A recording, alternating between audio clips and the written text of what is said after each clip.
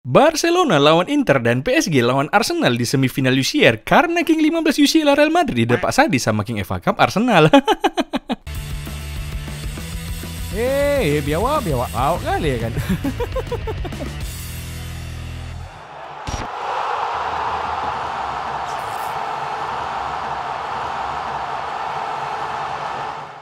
Oke kawan-kawan, hari ini aku mau cerita sedikit lah tentang prediksi semifinal UCL dan bacot tipis-tipis hal seru dan surprising di perempat final kemarin ya kan. Sorry kali lah ya wak geng, udah sebulan lebih gak bikin video. Cemana lah kan suaraku sempat hilang kayak itu deh wak geng. Ini pun belum balik 100% dan habis itu lanjut lagi kena tipes pula aku ya kan. Tapi biarpun fisikku belum remontada 100%, tetap usahakan lah buat video ini biar kalian biawak-biawakku gak sampai mati kelaparan karena asupan konten kalian berkurang. Buat kalian orang baru yang nyasar ke sini dan ngerasa konten bola macam apa lah ini. Banyak bacot gak jelasnya daripada bahas bolanya. Ya memang gitu, memang gak jelas channel ini. Gak jelas kapan ngupload, gak jelas videonya. Merasa gak jelas adalah salah satu alasan utama kalian harus subscribe channel ini. Udah lah gak usah banyak bacot, mau subscribe mau gak suka hati kalian lah. Ini sekarang kita tinggal nyari 75.000 biawak lagi biar kita genap jadi 1 juta biawak subscriber ya kan. Oke langsung aja lah kita bacotin perempat final UCL kemarin. Asli lah berselem kali prediksiku.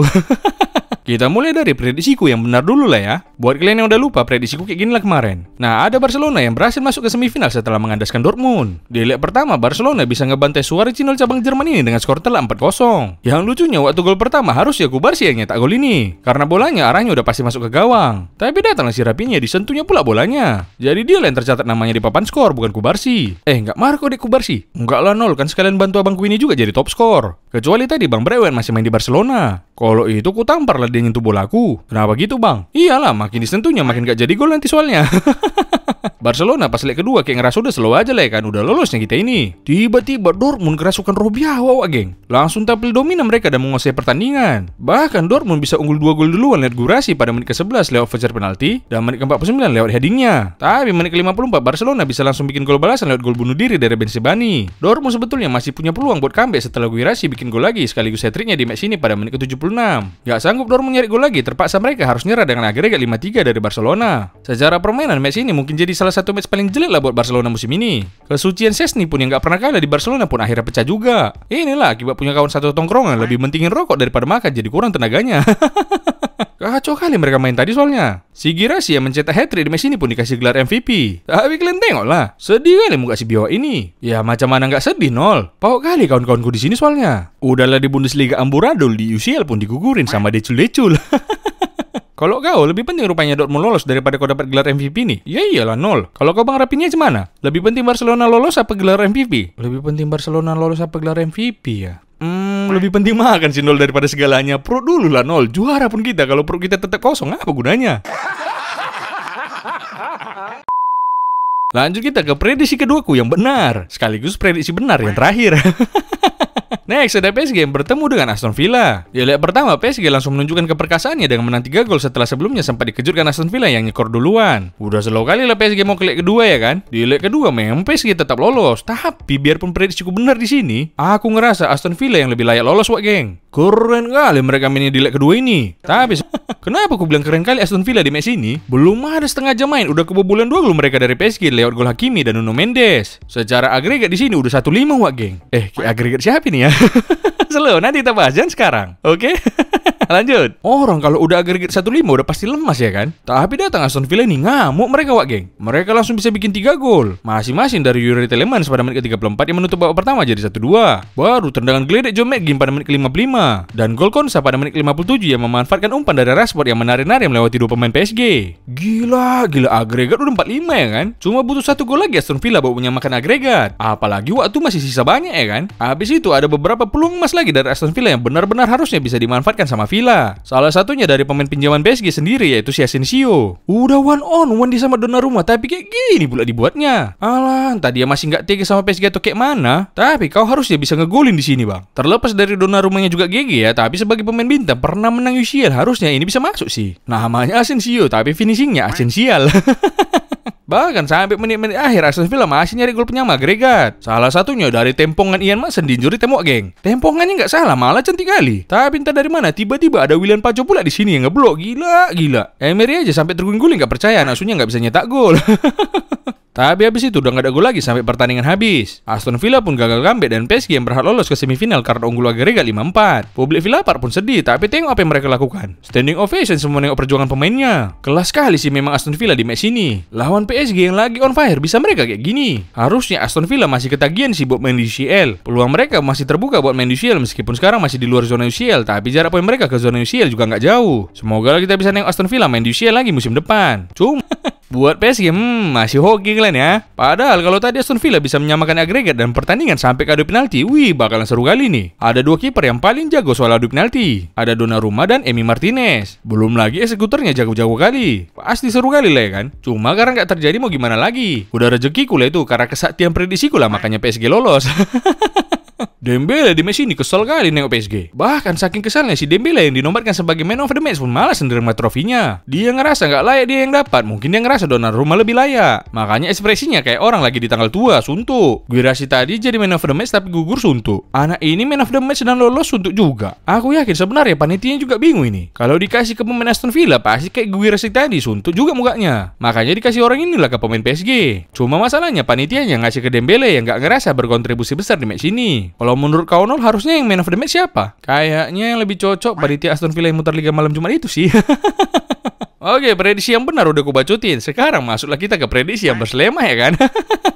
Ada Bayern Munchen yang menghadapi Inter Milan. Di leg pertama di kandang Munchen mendominasi kali lah. Tapi semua serangan mereka bisa ditahan sama pemain belakang Inter Milan. Bahkan menit ke-38 aja Inter bisa unggul duluan. Lewat skema counter attack cepat, umpan backheel dari Marcus Thuram bisa langsung disambar sama Lautaro Martinez jadi gol. Skor pun berubah jadi 1-0 buat Inter Milan. Emang gacor kali lah dua strikernya Inter Milan ini. Ngeri kali combo Lautaro sama Marcus Thuram kalau dimainin bareng soalnya. Untunglah kombonya Inter ini Lautaro Thuram bukan Lautaro Holyun. Kalau Lautaro Holyun tadi, kayaknya tetap dicadangin juga si Holyun yang main ya, balik lagi ke Lautaro Thuram. Susah payah Munchen nyari gol penyama. Akhirnya berbuah hasil dari pemain pengganti sekaligus legend Munchen, Thomas Muller, yang berdiri di depan gawang yang kosong. Bisa dengan gampang dia tap in bolanya jadi gol. Skor pun berubah jadi imbang 1-1. Aku rasa memang masih perlu jasanya si Muller ini lah Bayern Munchen ini. Masih bisa jadi pembeda di momen-momen penting macam ini soalnya. Tapi yang paunya Bayern ini malah gak diperpanjang pula kontraknya si Muller ini. Dan bikin dia bakalan pindah secara gratis di akhir musim nanti. Kalau nggak ada Thomas Muller, mau siapa lah nanti yang bisa jadi pembeda buat Bayern Munchen di musim depan? Ya musim depan kami beli pemain baru buat gantiin si Muller lah Nol. Oh kalau gitu aku ada saran pemain yang cocok dan bisa jadi pembeda buat kalian. Emang siapa itu Nol? Spill dong. Coba aja musim depan kalian belilah si Nunes dari Liverpool. Pasti dia bisa jadi pembeda. Beda kali tingkah dia dari striker lain kalau dikasih main soalnya. Kalau striker lain dikasih main auto win. Kalau si Nunes dikasih main auto lose.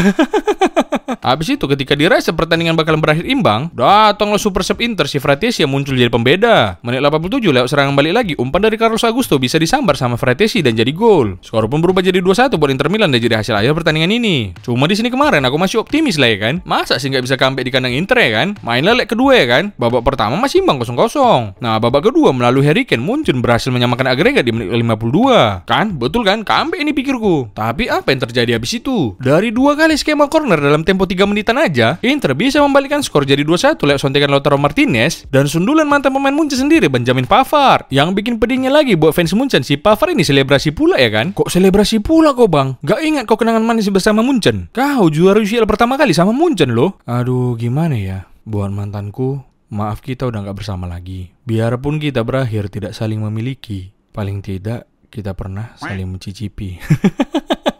Mencicipi gelar UCL maksudku ya Nol, bukan yang lain-lain.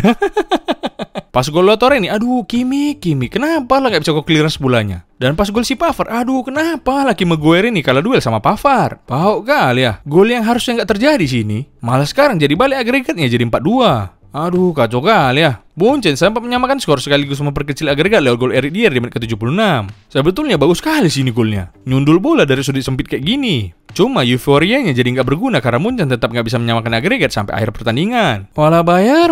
Padahal udah aku prediksi kalian bakalan lolos, tapi malah berselamat pula kalian. Ya justru gara-gara prediksimu itulah makanya kami jadi berselamat Nol. Kalau kemarin gak kau prediksi, udah kami bantai-bantai itu 28 macam Barcelona Inter Milan ini. Biawak aku kasih tahu kalian ya. Pembantaian 28 kalian itu udah jadi sejarah. Udah gak bakal terulang lagi kejadian itu sama kalian soalnya. Bukan apa ya kan, udah beda kali kualitas pelatih kalian. Dulu kalian bisa bantai Barcelona 28 karena dilatih Hansi Flick yang berprestasi. Bukan pelatih botak yang bawa Burnley terdegradasi. Kalau gue bilang kalah nasib aja Munchen ini. Soalnya secara skuad dan permainan Bayern Munchen ini masih lebih bagus daripada Inter Milan. Kalau pelatihnya Munchen gak dihitung tapinya. Nah, buat Harry Kane lagi-lagi kutukan dia berhenti ya kan. Sebenarnya kasihan juga sama anak ini. Mudah-mudahan lah Bundesliga tahun ini mereka menang ya kan. Soalnya udah di puncak juga mereka. Kalau nggak menang lagi mereka ini, aku takutnya si Harry Kane ini gila pula. Sampai menghalalkan segala cara pula nanti dia demi bisa punya trofi. Kalau pindahnya ke PSG masih mending ya kan, peluang juaranya besar. Kalau pindahnya ke Liga Indonesia, makin pening lah dia. Masuk ke tim manapun gak ada yang bisa menjamin juara tiap musimnya. Siapa jumpa siapa semua super big match. Jangankan menjamin untuk juara, jamin diperpanjang kontrak aja belum tentu. Tapi apresiasi juga lah buat Inter Milan ya kan. Biarpun skuadnya nggak semewah Munchen, tapi mereka bisa tampil solid di dua leg ini. Ini juga membuktikan kepiawaian Simeone Inzaghi mengolah taktik ya kan. Kalau Kompany dia juga piawai mengolah juga. Mengolah manajemen Munchen tapinya. Tengoklah mukanya si Kompany ini, muka tukang ngolah di Medan ya, kayak gini lah mukanya. Las, kita ke menu utamanya. Arsenal versus Real Madrid. King 15 UCL melawan King FA Cup 0 UCL. Tapi hasilnya ini di luar prediksi BMKG dan BMTH ini. Kita bahas dulu lah leg pertama yang mau biawakan kali ya kan. Di match ini Carlo Ancelotti masih bereksperimen dan geser-geser posisi pemain Madrid lagi. Di posisi bek sayap Fede Valverde dimainin jadi bek sayap kanan, sedangkan David Alaba digeser jadi bek sayap kiri. Di sisi lain Mikel Arteta yang nggak punya striker kembali mainin Mikel Merino buat jadi false nine di depan. Kalau nengok susunan pemainnya harusnya bisa lah dua klub ini barter pemain. Soalnya Real Madrid sekarang nggak punya bek sayap, sedangkan Arsenal nggak punya trofi UCL. Sejak menit awal pertandingan ini, Arsenal langsung main high pressing dan bisa nguasain permainan. Courtois tampil gemilang di babak pertama dengan ngeblok beberapa peluang Arsenal. Makanya di babak pertama skornya imbang 0-0. Masuk di babak kedua, Arsenal jadi lebih semangat buat nyerang pertahanan Real Madrid. Bahkan para pemain Madrid pun sampai dibikin gak bisa megang bola lebih dari 5 detik. Sampai akhirnya menit ke-58, Arsenal akhirnya bisa bikin gol duluan. Lewat skema free kick, tendangan melengkung dari Declan Rice bisa menjebol gawang Courtois. Skor pun berubah jadi 1-0 buat Arsenal. Gila keren kali ya free kicknya si nasi ini. Bahkan kiper sekelas Courtois pun sampai nggak bisa nepis bolanya. Dan nggak cuma sekali, habis itu menit ke-70 Declan Rice bikin gol lagi lewat free kick yang bahkan lebih cantik daripada gol pertamanya tadi. Melengkung sama keras sekali gol free kick yang kedua ini soalnya. Ke pojok kali pula lagi ya kan. Tapi emang nggak masuk akal kali lah free kicknya si Declan Rice ini. Bisa tiba-tiba dia kerasukan David Beckham soalnya. Padahal di 338 match dia sebelumnya belum pernah dia bikin gol dari free kick. Tapi gitu jumpa Real Madrid langsung ngamuk dia bikin 2 gol dari free kick dan dua-duanya cantik kali lah. Kurasa udah putar-putar free kicknya sampai 14 kali. Tapi ya nggak sampai sebanyak aku muter-muter video free kick Lingard lah. Kalau video free kick Lingard ku buat mau diputar ulang otomatis, habis itu ku tinggal tidur. Biar berkali-kali dia ngerasain gagal free kick, mati lah di situ. Tapi memang mantap kali lah free kicknya si Declan Rice ini. Kurasa si Declan Rice ini lebih milih pertandingan adu free kick daripada adu penalti ya kan. Gak cukup cuma bikin 2 gol dari free kick, 5 menit kemudian Arsenal bisa bikin gol lagi. Menit ke-75 menerima umpan dari Lewis Kelly, shootingan Mikel Merino ke pojok bisa menjebol gawang Courtois lagi. Skor pun berubah jadi 3-0 dan jadi hasil akhir pertandingan ini. Aduh, bau kali lah Real Madrid ini. Kok bisa ya tim yang katanya raja UCL malah dibantai sama tim yang gak punya trofi UCL? Kalau diibaratkan sama binatang, match ini tadi ibaratnya macam sang raja hutan singa kalah lawan biawak. Kenapa Arsenal biawak 0? Ya karena Arsenal ini klub gak jelas lah. Pas bersaing sama Man City, mereka selalu finish di peringkat kedua liga. Tapi pas begitu ada peluang juara karena City berselema, masih tetap di peringkat 2 Arsenal ini soalnya. Cuma walaupun gitu, aku rasa Arsenal ini memang kontra alamnya Real Madrid lah di Liga Champions. Agak nggak logis hasil pertandingan tadi soalnya. Kapan lagi ya kan kalian bisa nengok tim yang dari Liga Inggris cuma jadi penjaga piala, tapi bisa bikin Raja Eropa tersungkur gak berdaya. Lagi ya emang jelek kali mainnya Real Madrid match tadi. Hampir nggak bisa pegang bola sama sekali mereka dibikin Arsenal soalnya. Apalagi si Vini jelek kali dia mainnya. Padahal habis gagal menang Ballon d'Or kemarin udah kor-kor dia bakal ngulangin 10 kali lagi. Ya memang betul sih dia ulangi 10 kali lagi. Kepawaan pas gagal dribble tapinya. Nah, karena udah berselema di leg pertama, mulailah keluar-keluar Real Madrid ya kan. Gak cuma fansnya, pemain sampai admin sosmed Madrid pun banyak kali langsung cakapnya. Sebelum match ini banyak kali fans dan pemain Real Madrid yang keluar-keluar kalau mereka bakalan comeback dan bikin remontada di Bernabeu. Bahkan banyak pemain Real Madrid yang bikin postingan kalau mereka nggak sabar nunggu hari Rabu berbalas Arsenal di Bernabeu. Tapi panasnya semangat mereka kayaknya habis di keluar-keluar ini. Karena pas pertandingan ini sampah kali lah. Menit ke-9 justru Arsenal dapat voucher penalti setelah Mikel Merino dijatuhin sama Asensio di kotak penalti. Pok kali lah Real Madrid ini. Udahlah ketinggalan 3 gol malah ngasih voucher penalti pula sama musuhnya. Tapi yang lebih poknya lagi si Bukayo Saka yang maju gosok vouchernya. Bukayo Saka malah nendangnya kayak orang Sakau. Aduh, udah memang gak cocok kali si Saka ini disuruh jadi eksekutor penalti. Udah langsung nendang Padenka tapi malah ke samping pula kayak ngasih bola ke kipernya. Kemudian di menit ke-23 gantian Real Madrid yang mau dikasih voucher penalti. Wasit yang nganggap si Declan Rice megangin Mbappe sampai dia nggak bisa ngejar bola dan terjatuh. Tapi yang anehnya si wasit ini malah nunggu lama kali dia buat ngecek VAR. Barulah setelah 4 menit nunggu akhirnya si wasit ini ngecek VAR juga. Tapi habis ngecek VAR malah dibatalin pula penaltinya buat Madrid ini karena udah offside duluan. Itu tadi kenapa kau nunggu lama kali dan gak langsung cek VAR sih? Oh itu tadi kami lagi nego amplop sama Bung Perez nol. Gak cocok harganya kami batalin lah. Habis itu masih belum ada gol sampai babak pertama habis. Skor sementara pun masih 5-0. Masuk di babak kedua, Real Madrid makin semangat buat nyerang pertahanan Arsenal. Tapi menit ke-65 justru gawang mereka yang kebobolan. Menerima umpan dari Mikel Merino, Bukayo Saka yang lolos dari jebakan offside bisa dengan gampang cip bolanya lewatin Courtois dan jadi gol. Skor pun berubah jadi 1-0 buat Arsenal. Apalah Real Madrid ini. Katanya leg kedua mau comeback, tapi malah kebobolan lagi mereka dan bikin agregatnya jadi 4-0. Kalau mainnya kayak gini mau sampai 14 leg pun masih kalah juga lah Real Madrid ini. Tapi 2 menit habis itu barulah Real Madrid bisa bikin gol. Berawal dari blundernya Saliba, bola bisa direbut sama Vini dan dengan gampang dia bisa bikin gol ke gawang yang kosong. Skor pun balik jadi imbang lagi 1-1. Apalah si Saliba ini, bisa-bisanya dia bikin blunder di match sepenting ini. Emang sengaja aku tadi tuh 0. Kasian gak sih kalau tim yang katanya Raja Eropa tapi 2 leg gak bisa bikin gol. Biawak lah, hina kali King UCL. Harus di giveaway dulu golnya baru bisa. Trio maut apanya kayak gini, Ballon d'Or apanya yang kayak gini. Bikin malu aja kalian. Habis itu Real Madrid masih kesusahan buat bisa bikin gol lagi. Bahkan di akhir pertandingan malah Arsenal yang bisa bikin gol keduanya. Lewat skema counter cepat, Gabriel Martinelli bisa lewatin para pemain Madrid dan dengan gampang dia bikin gol setelah one-on-one sama Courtois. Skor pun berubah 2-1 buat Arsenal dan jadi hasil akhir pertandingan ini. Dengan hasil ini Arsenal berhak lolos ke babak semifinal karena unggul agregat 1-5. Kok bisa udah main 2 leg mereka kalah terus lawan Arsenal? Padahal kemarin udah kor-kor bakalan remontada. Bahkan banyak kali yang dipostingan media sosial mereka kalau 90 menit di Bernabeu itu lama kali. Cemana menurut kalian Arsenal? Lamanya 90 menit di Bernabeu? Asli lama kali. Lamanya bukan karena penuh tekanan, melainkan karena kami udah bosan. Buat Madrid cuman ini. Udah ada Mbappe, ada mantan calon Ballon d'Or, Ancelotti juga ngangkat alis, tapi tetap kali juga yang kalian. Mananya katanya remontada. Ini kan remontada kami 0. Remontada ke gua tapinya. Tapi memang gak jelas sekali ya Real Madrid di duel ini. Permainan yang terlalu individualis dibabat habis sama lini tengah Arsenal yang ada Declan Rice. Gara-gara ini sampai beredar info Ancelotti mau dipecat dan beberapa pemain bakalan dibuang. Inilah definisi habis manis sepa diocop-ocop, dikunyah terus dibuang. Memang Madrid ini mau nyari menangnya aja ya kan? Ya iyalah nol, kalau mau nyari kalah mending jadi Real Manchester aja nama klub kami. Jadi berdasarkan prediksiku aku betul 2 lah dari 4 tim. Dan fun fact-nya berdasarkan polling aku buat di Instagram, samanya prediksi kita Wak geng, sama-sama berselemaknya. Jadi gak usah lah kita saling menjatuhkan ya kan, sama-sama pautnya kita.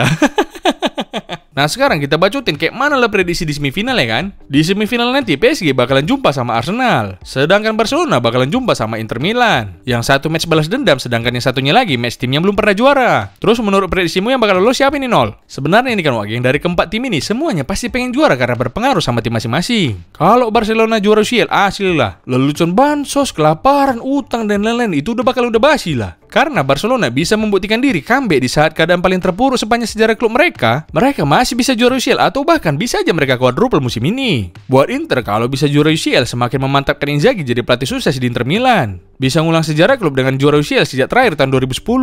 Udah lama kali kan, udah 15 tahun Wak geng. Apalagi dengan materi pemain yang bisa dibilang tidak semewah tahun 2010 kemarin. Buat PSG dan Arsenal udah jelas sekali lah mereka jadi juara baru. PSG udah tahu lah kita, segala mega proyek transfer kayak Messi, Neymar, Mbappe, Ibrahimovic dari dulunya ya tujuannya cuma buat menang UCL ini. Bahkan dengan nama besar kayak tadi aja mereka nggak bisa bawa PSG juara UCL. Kalau bisa orang ini musim ini juara UCL pasti pedih kali lah buat Mbappe. Sekaligus mereka bisa nyomong dikit lah ke Mbappe. Biawak, kau pikir sepenting itu kau sama kami? Nggak ada kau pun juaranya kami. Soalnya alasan Mbappe karena Madrid salah satunya memperbesar peluang juara UCL ya kan. Rupanya peluang Madrid juara UCL musim ini sama kayak MU 0.